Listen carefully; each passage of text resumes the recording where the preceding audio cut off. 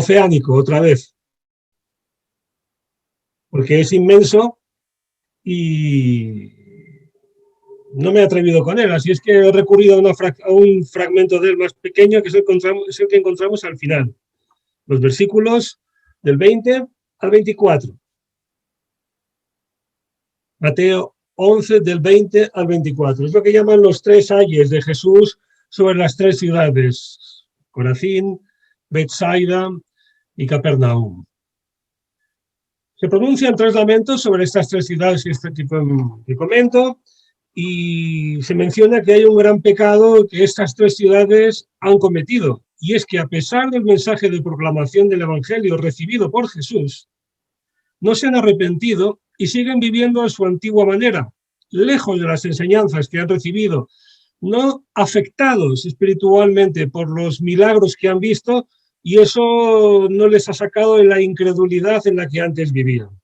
Esto nuestro Señor se lo recrimina en dos lamentos sobre las tres ciudades. Por eso lo que hoy te vengo a decir, y es el título de este sermón, es que a mayor revelación de Dios, mayor responsabilidad humana. Esto no es algo trivial, porque a todos nos gusta que nos digan que vivimos en el mejor momento de la historia de la revelación divina, que después de Cristo pues ya se ha culminado toda la revelación de Dios y todas estas cosas que son verdad, pero la contrapartida es que a mayor revelación divina, mayor responsabilidad humana. Fíjate que estas ciudades han sido testigos de actos prodigiosos de nuestro Señor. Se han beneficiado de sus milagros, de sus sanaciones. Han visto cómo se resucitaban enfermos, cómo se sanaban enfermos, cómo se resucitaban tal vez muertos. Eso que nosotros sepamos, porque naturalmente no todo lo que Jesús hizo, como dice Juan al final de su evangelio, está registrado en los evangelios, pero que sepamos, muchos de los milagros de Jesús se hicieron en esta zona de estas tres ciudades. Y así todo, no creyeron. No se han arrepentido. Y ya habíamos visto en estos sermones de Mateo que nuestro Señor se lamentaba de la dureza de corazón de las personas, pero en esta ocasión, y no sé si por primera vez, advierte a las gentes de lo que se les espera en el juicio final a causa de esa falta de arrepentimiento. O sea que atención, que el sermón este es caliente. Pero antes vamos a leer el pasaje una vez más, los 4 versículos que vamos a reflexionar esta mañana, que están en los versículos 20 al 24 del capítulo 11. Entonces comenzó a reconvenir a las ciudades en las cuales había hecho muchos de sus milagros, porque no se habían arrepentido, diciendo: ay de ti, Corazín, ay de ti, Betsaida, porque si en Tiro y en Sidón se hubiesen hecho los milagros que han sido hechos en vosotras, tiempo ha que se hubieran arrepentido en cilicio y en ceniza. Por tanto os digo que en el día del juicio será más tolerable el castigo para Tiro y para Sidón que para vosotras. Y tú, Capernaum, que eres levantada hasta el cielo, hasta el Hades serás abatida. Porque si en Sodoma se hubieran hecho los milagros que han sido hechos en ti, habría permanecido hasta el día de hoy. Por tanto, os digo que en el día del juicio será más tolerable el castigo para la tierra de Sodoma que para ti. Ahora, tal vez te guste, como decía hace un momento, tal vez te guste pensar que por vivir en este lado de la historia, es decir, después de la muerte y resurrección de Jesucristo, tienes ventaja respecto a otros humanos porque Dios se ha revelado más, lo cual es verdad. Pero hoy vengo a decirte que eso tiene una consecuencia que debes saber. ¿Y cuál es la consecuencia que tiene para ti la mayor revelación de Dios por vivir a este lado de la historia? Pues lo he dicho al principio, que a mayor revelación por parte de Dios, mayor responsabilidad humana y menor tolerancia de Dios con la incredulidad. Y esto está claramente reflejado en estos dos lamentos, que realmente son tres, sobre estas tres ciudades, Corazín, Betsaida y Capernaum. Pero antes de seguir, vamos a mirar y situarnos un poco en el territorio. A ver, mira, esto que tenemos aquí es Israel, más o menos. Te sitúas, ¿no? Israel hace 2000 años, Israel hoy es lo mismo. Aquí a la izquierda, como a 3.500 kilómetros, estamos nosotros. A la izquierda, un poquito más arriba, está Italia, Grecia. Este es el Mar Muerto, este es el río Jordán y ese es el Mar de Galilea. Si lo aumentamos un poquito para ver mejor la zona que nos interesa, este mapa lo tenéis en la web de la iglesia junto con los apuntes del sermón. Si te interesa, entras y te lo descargas. Decía, si hacemos este aumento, vemos de nuevo el Mediterráneo y, perdón, vamos a disminuir un pelín. Así. De nuevo vemos el Mediterráneo, vemos el Mar de Galilea, también llamado el lago de Tiberiades, del cual hemos visto hasta alguna foto en sermones anteriores, que a pesar del nombre ya sabemos que no es un mar, sino un lago, que atraviesa, lo es el Jordán, entra al Jordán y sale el Jordán. Bueno, todo esto hoy no es lo más importante. Hoy lo importante es esto, que señalo con la punta del ratón. Esto es Capernaum, la ciudad donde vivía nuestro Señor. Recuerda, también se ha salido ya anteriormente. Jesús nace en Belén, cerca de Jerusalén. Se cría en Nazaret, que está en Galilea, y en cierto momento, al final de su adolescencia, al principio de su juventud, vamos, el caso es que cuando inicia el ministerio lo encontramos en Capernaum, que es su ciudad base. Cerca de Capernaum, unos 4 kilómetros al noroeste, pero no en la costa del mar de Galilea, está Corazín. Una ciudad sorprendente porque solo aparece en la Biblia una vez. Bueno, dos. Aquí y luego se vuelve a mencionar en Lucas, capítulo 10, me parece que es el versículo o el pasaje paralelo. Nunca más se habla de ello. La otra ciudad que se nos menciona es Betsaida, que estaba probablemente, porque no es seguro todavía, aquí, en la costa, pero a unos 6 kilómetros, siguiendo el litoral del mar de Galilea, al otro lado del Jordán, que recuerdas esta línea azul que lo divide. Bueno, abreviemos. Cosas importantes. Corazín no es una ciudad pesquera. Betsaida sí, por cierto, es casa de pescado, lo que significa Betsaida. Capernaum es una ciudad muy interesante, porque ves estas líneas marrones que hay aquí dibujadas, son vías romanas. Entonces, madre mía, Capernaum estaba en una espléndida vía romana que venía desde el mar Mediterráneo y que iba hacia Damasco. Una ciudad muy bien situada, de la cual voy a volver a hablar y decir cosas dentro de un momento. En el pasaje se menciona también Tiro, que es esta ciudad de aquí, que no es Israel, que no son judíos, estos son fenicios, ¿te acuerdas? Los que inventaron las monedas y los comerciantes eran paganos, etc. Y también se menciona Sidón, que está aquí, a unos 40 kilómetros de Tiro. De aquí, según mi Google Earth, hay como unos 50 kilómetros. Y de aquí a aquí hay como unos 40 kilómetros más. Vamos, no es una gran distancia. De hecho, Tiro está mucho más cerca de Capernaum, Corazín y Betsaida que la propia Jerusalén, capital del reino de Israel. Bueno, esto es para que nos situemos. Ya es suficiente.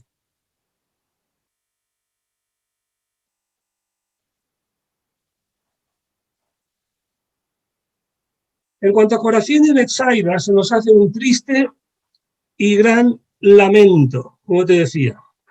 Fueron muchos los milagros que se hicieron en estas dos ciudades. Algunos de los conocidos, algunos otros tal vez no conocidos.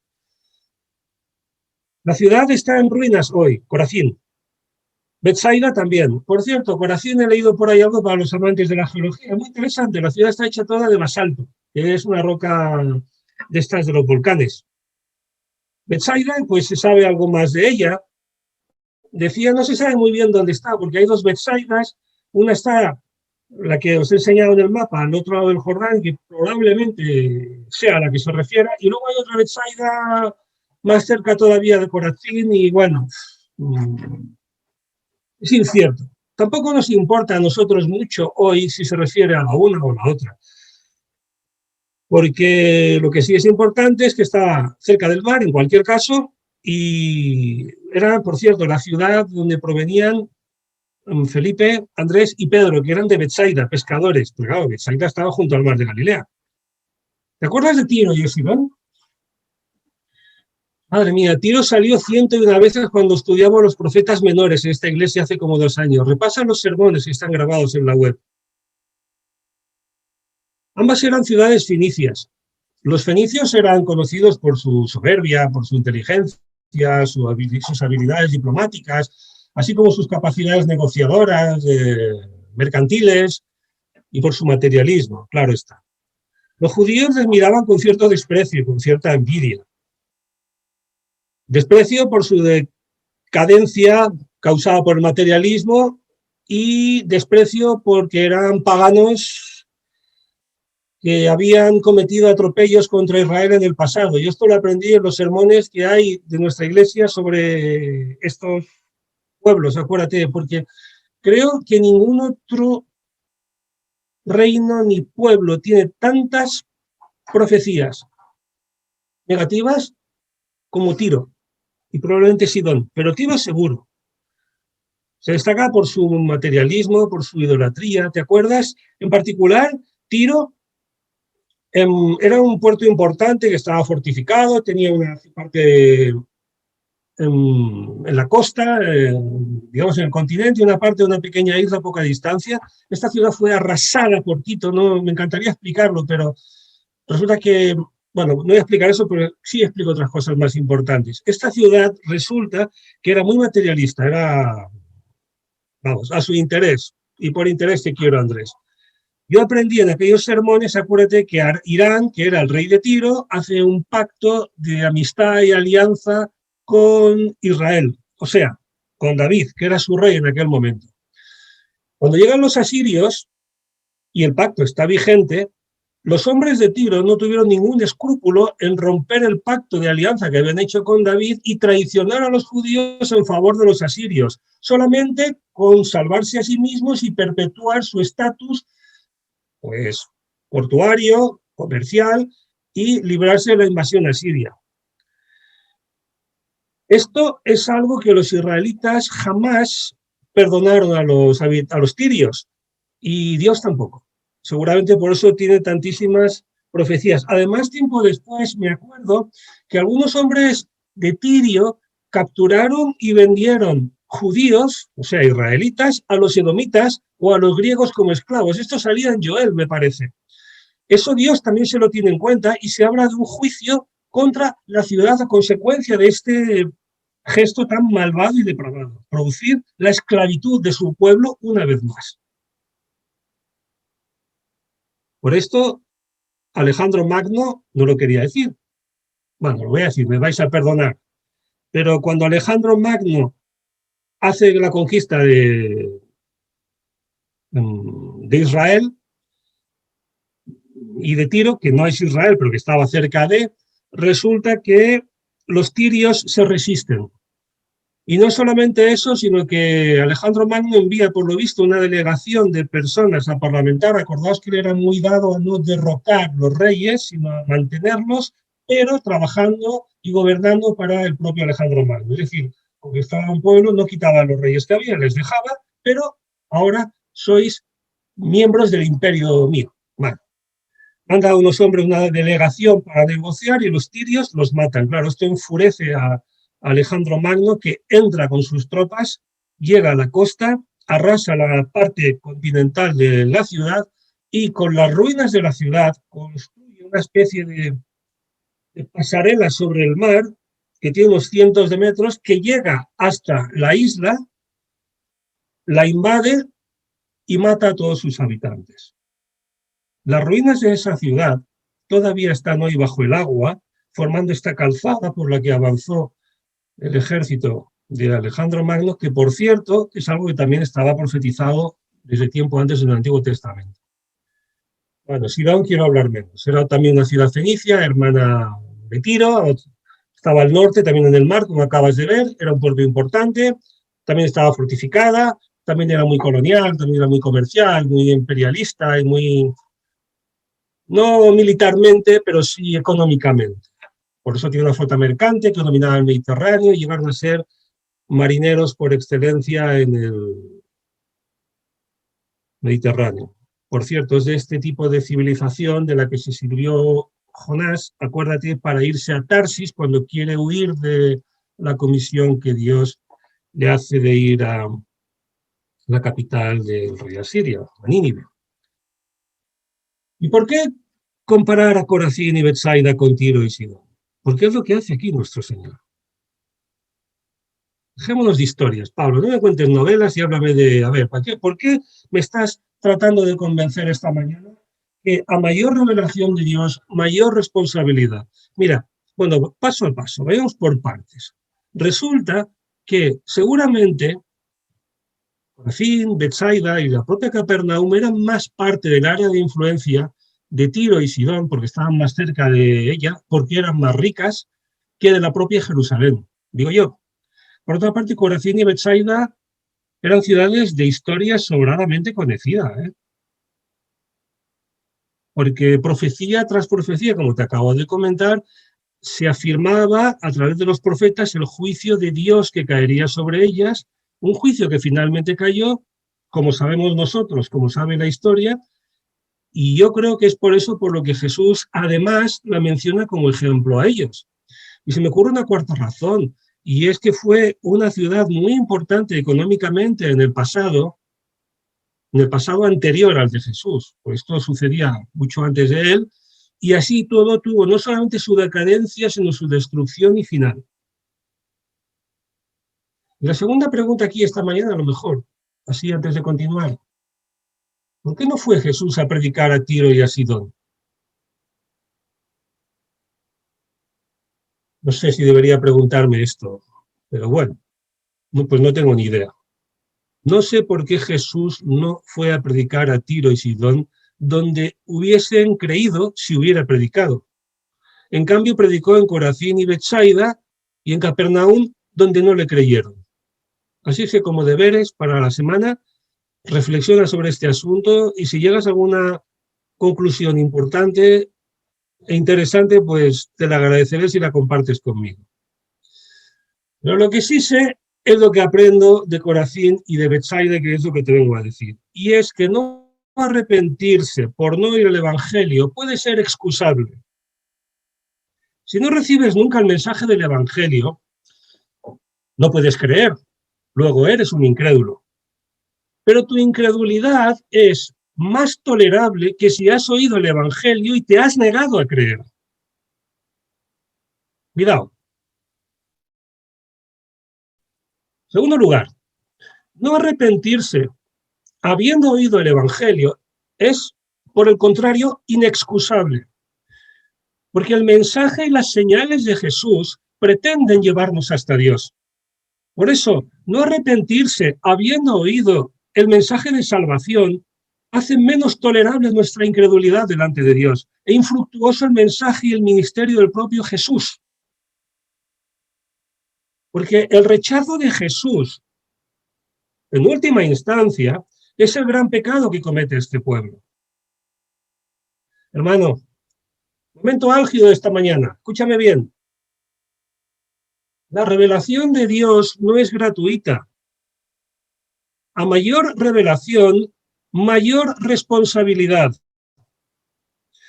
Como Jesús es el colmo de la revelación, todos los que vivimos al otro lado de la historia de Jesús, o sea, nosotros, tenemos una mayor responsabilidad, especialmente cuando hemos oído del Evangelio, y todavía más cuando lo hemos creído, en el caso de que nos apartemos. Porque rechazar a Jesús es un gran, o puede ser, no puede ser, es un gran pecado.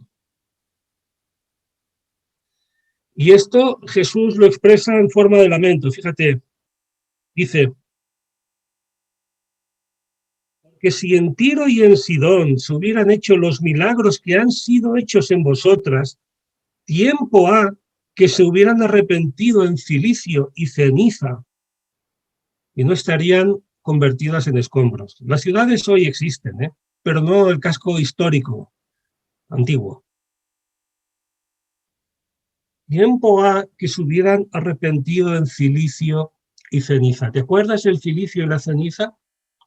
Que expresaban dolor, arrepentimiento. y absoluta contrición con el deseo definitivo de cambiar de actitud y de vida.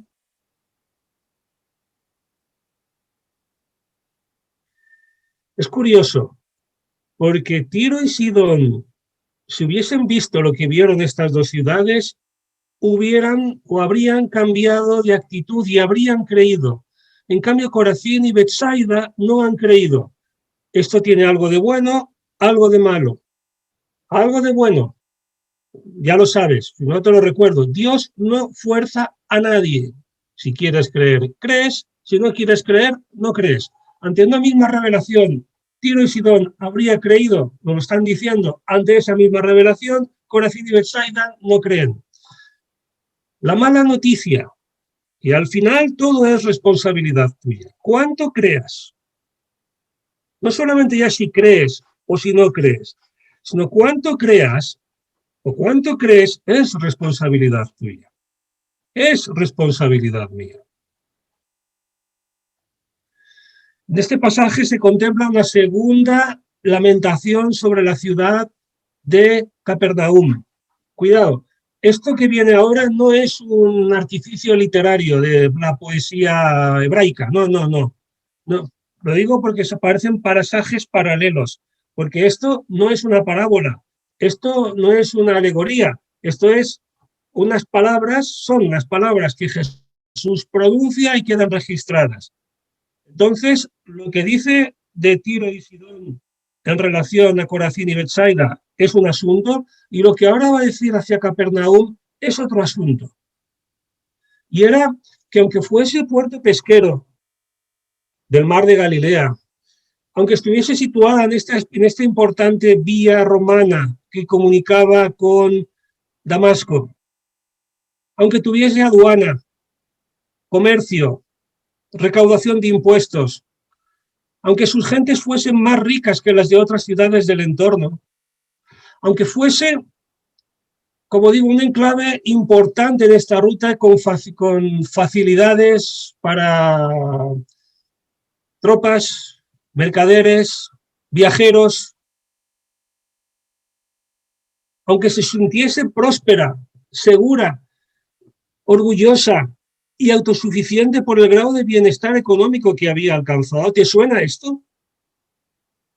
A mí me recordaba mucho a mi sociedad cuando me documentaba sobre Capernaum. A pesar de eso, el materialismo probablemente reinaba en la ciudad. Ojo, digo probablemente porque no hay pruebas de esto. El pasaje no lo dice. Eso lo añado yo. Probablemente el materialismo reinaba en la ciudad. De lo que así hay pruebas es de lo que gobernaba el corazón de las personas, que era la absoluta incredulidad. En el texto fíjate, no se habla de la riqueza de la ciudad, pero sí se sugiere o se intuye la soberbia espiritual de las personas de la ciudad, como te voy a decir ahora mismo, y lo vas a ver. Este pasaje compara a la ciudad de Capernaum con Sodoma, una ciudad depravada del Antiguo Testamento, destruida por Dios a consecuencia de su corrupción y depravación. Bueno, creo que no es necesario hablar demasiado de Sodoma, que todos nos acordamos. Pero lo que sí sabemos, porque eso está en Génesis, es que Sodoma fue una ciudad con poca revelación de Dios y pocos privilegios en comparación con Capernaum. Luego tuvo menos opciones de creer y arrepentirse. Por eso su castigo va a ser más tolerable que el de Capernaum. Esto no lo digo yo, esto lo dice el pasaje. Yo hacía memoria, ¿te acuerdas? En mi último sermón hablaba de una sanación que se producía en Capernaum. Y el sermón anterior se mencionaba la sanidad de un leproso, del siervo del centurión, de la suegra de Pedro, de endemoniados también han salido, además de este paralítico que yo mencionaba. Todo esto sucedía en Capernaum en un periodo inmediatamente anterior a lo que estamos aquí considerando. Y de nuevo se produce lo que en Corazín y Betsaida. Habiendo sido testigos de los milagros de Dios, a través de Jesús, habiendo escuchado los discursos y las palabras de arrepentimiento y de llamada a la reconciliación con Dios pronunciadas por Jesús, no respondieron. Se negaron ante las evidencias de la obra de Dios en ellos, resistiéndose a creer que el Hijo de Dios estaba entre ellos. Yo creo que sí, seguramente aplaudían los milagros de Jesús. Yo creo que incluso a lo mejor lo tendrían como uno de sus ciudadanos ilustres, porque ya en aquellos tiempos Jesús tenía cierta fama. Y esta, que probablemente era una ciudad orgullosa de sí misma, pues se sentía honrada de tener un vecino pues como este Jesús. Pero nada más. Y esto no es suficiente para cambiar su propia vida ni para agradar a Dios. En este pasaje hay una sugerente insinuación que quiero compartir contigo. Y me gustó porque la encontré en la Nueva Versión Internacional, la Biblia de las Américas, la Reina Valera actualizada y algunas versiones modernas. Miraba en Hendrickson, claro, y todos estos traducen el versículo de otra forma. En lugar de decir, mira, estoy hablando del versículo 23, donde dice, y tú, Capernaum, que eres levantada hasta el cielo. Muchas versiones modernas, como te digo, esto lo convierte en una pregunta porque dicen que es realmente una pregunta. Y si es así, que yo no lo dudo, no tengo ni idea de estas cosas, pero creo a los que sí las tienen, esto cambia mucho el sentido de la frase. Y tú, Capernaum, ¿serás exaltada hasta los cielos? Es una pregunta, ¿eh? Hasta el Hades descenderás.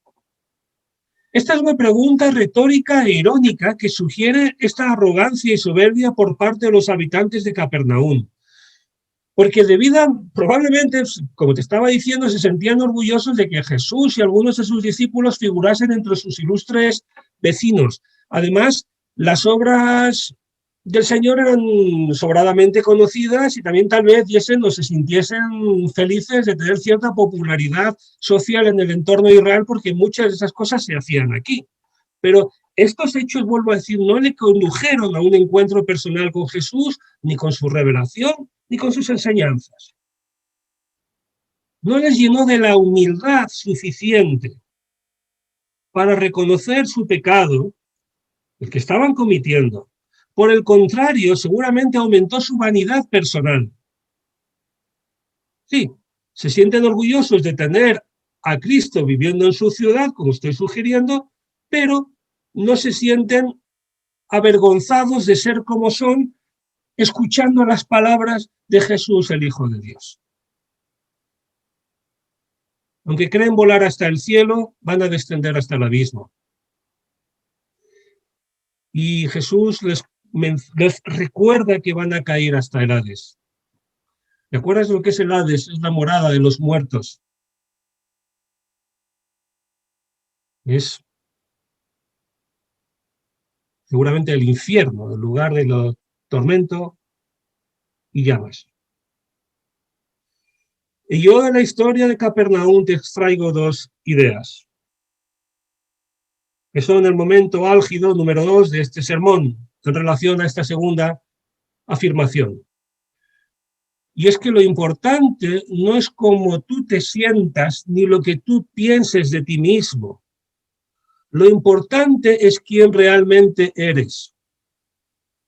A ver, yo no estoy aquí dando un discurso de autoayuda, no. Es decir, tienes que tener una imagen correcta de ti mismo y no seas tan vanidoso tal vez y hablo de mí mismo, debemos evitar que nuestra propia imagen provenga de la idea que tenemos de nosotros mismos o que la imagen que tenemos de los demás sea filtrada por la opinión que nosotros tenemos de ellos. Por el contrario, lo que realmente da valor a las personas, el valor último de los seres humanos, está en quiénes son. Ten cuidado, porque lo del tanto tienes, tanto vales, que tristemente es tan común, es mentira, es una falacia, eso no es así. La segunda cosa que aprendo de Capernaum y que te vengo a decir, el orgullo espiritual te aleja de Dios. La humildad y la sencillez de corazón te acercan a Dios, no te llevan todavía, es insuficiente, pero te acercan. Y concluye, Pablo, concluye. Bueno, pues concluyo con unas cuantas ideas que te quiero dejar y hacer que reflexiones. La primera, mira, pocas cosas hay más abominables para Dios que la falta de arrepentimiento. Especialmente cuando este arrepentimiento, cuando esta falta de arrepentimiento es la respuesta a una extraordinaria revelación, que es lo que tenemos aquí en este pasaje. Te vuelvo a repetir el título de este sermón, y es que a mayor revelación de Dios, mayor responsabilidad. No todo el mundo tiene igual de responsabilidad. Yo comprendo que esto a lo mejor te parece una idea un poco rara, un poco oída, pero estoy convencido que es así. Esto es como cuando vas en coche. Todo el mundo que va en tu coche, todos los miembros de tu familia sentados en ese vehículo están expuestos al mismo riesgo de tener un accidente. Esa no es la cuestión. Aquí la cuestión es quién tiene más responsabilidad. De todos ellos, el que más responsabilidad tiene es el que conduce, que es de lo que estamos hablando. A mayor revelación de Dios, mayor castigo en caso de rehusarlo.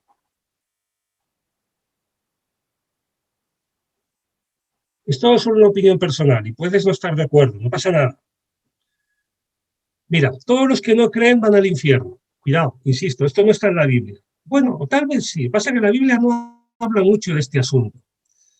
Pero hay insinuaciones en algunos lugares que parecen sugerirlo. Y es lo siguiente. Todos los que no creen van a ir al infierno.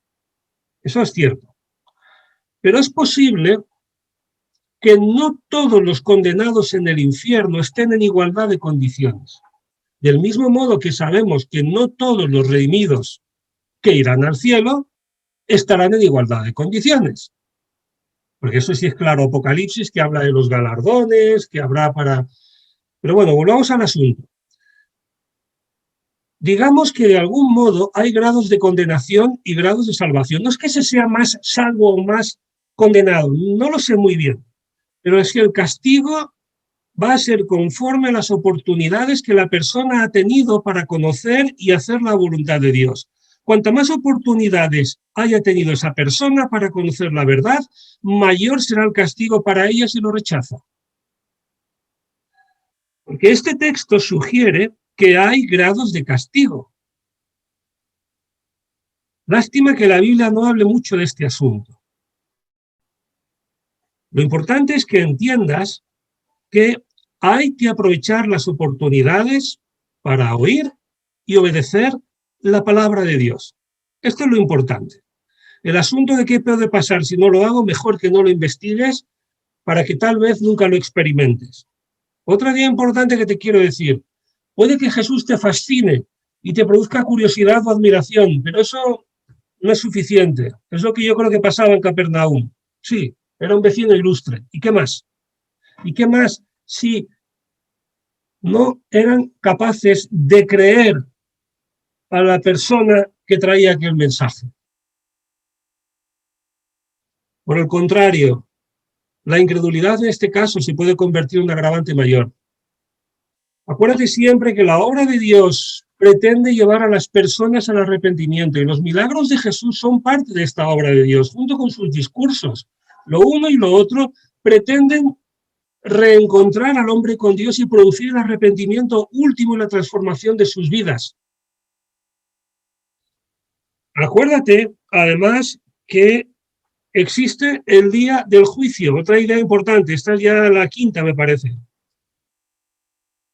Versículo, que veáis que no me lo invento. Versículo 24, por tanto, o sea, en consecuencia, o sea, por lo que estoy diciendo, en el día del juicio, yo no me lo invento, el día del juicio está por venir, ese día existe.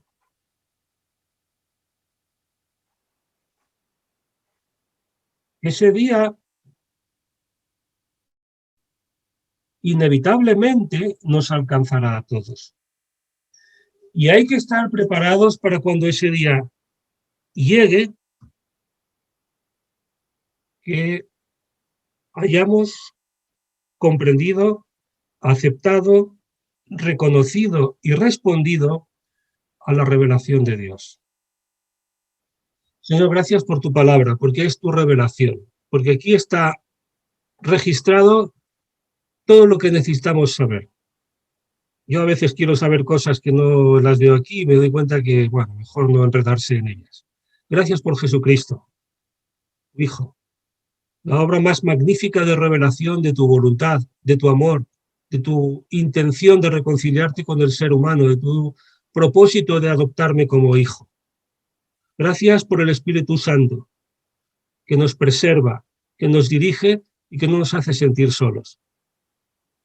Señor, somos afortunados de vivir en este lado de la historia y queremos ser responsables con la posición que tenemos y pedimos que nos des entendimiento, que nos des consecuencia con esta situación en la que estamos.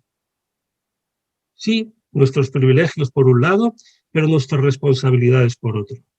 Te damos gracias por historias como estas que están en tu palabra, que las leemos y nos hacen reflexionar y aprender cosas que nos ayuden a valorarte más a ti, a entender mejor cómo somos y a tener cuidado con nuestra propia vida y las decisiones que en ella tomamos. Amén.